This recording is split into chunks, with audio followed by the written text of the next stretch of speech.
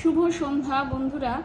আজকে একাদশী, তো তার জন্য একাদশী স্পেশাল 3টে মেনু আমি আজকে করেছি। দেখো, এটা প্রথমেই আছে সাবুর টিকিয়া।